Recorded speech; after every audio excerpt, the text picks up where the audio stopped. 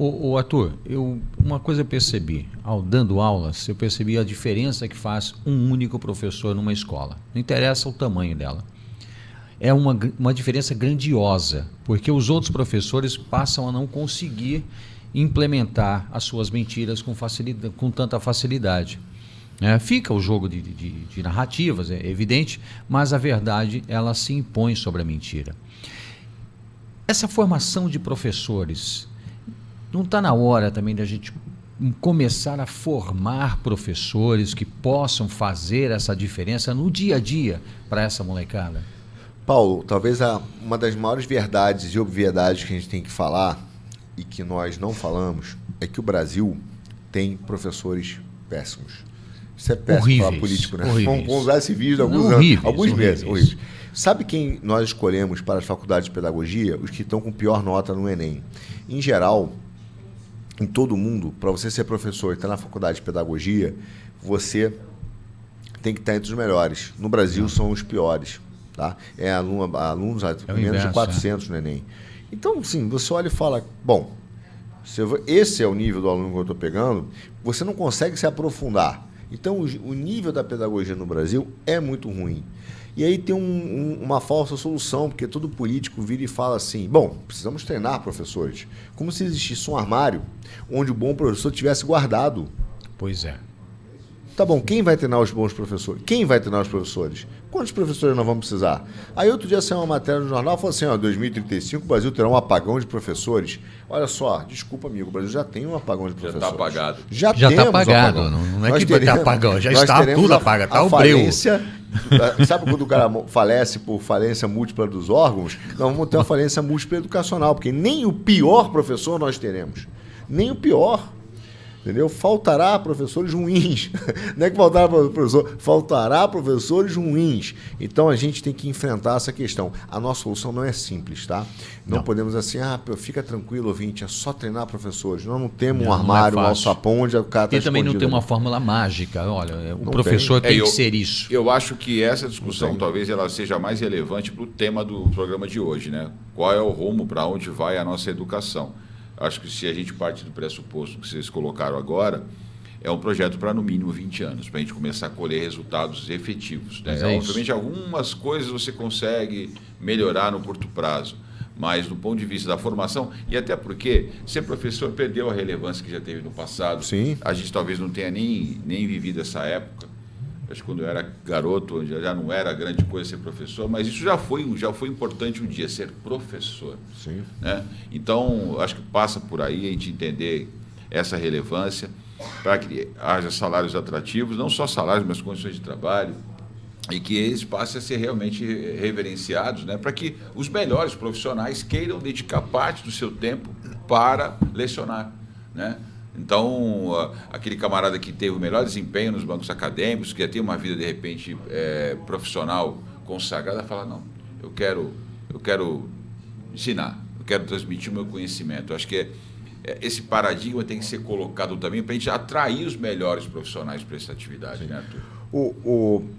Sérgio, eu vou contar um caso aqui que tem a ver com me lembrei agora, e que tem a ver com a sua primeira pergunta, né? Como é que a gente faz para... enfim, divulgar e acabar com o sistema. E eu me lembrei dos cursos, mas isso tem a ver com os professores, e eu quero falar isso para você. O que faz um bom professor? O que estimula um bom professor? O estímulo. E eu ouço tanta besteira, porque claro que o salário é importante, mas não é isso que estimula um bom professor.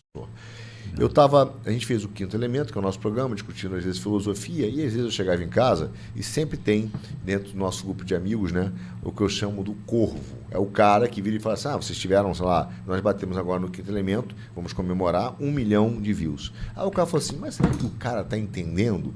Quando você fala de filosofia e tal, mesmo que seja no nível ali de, será que não é só view, o cara está entendendo? Bom... E você fica chateado com a crítica porque ela está ali, né? Realmente. Tal. Bom, estava em Poá, perto ali de Ferraz, uma região ali saindo de uma reunião que eu estava em Itaquá, indo para Guarulhos, tive que parar em Poá, perto ali de Ferraz. aquela confusão ali da Zona Norte, Zona Leste, São Paulo. Tive que entrar no Banco do Brasil para aprovar uma conta urgente e tal.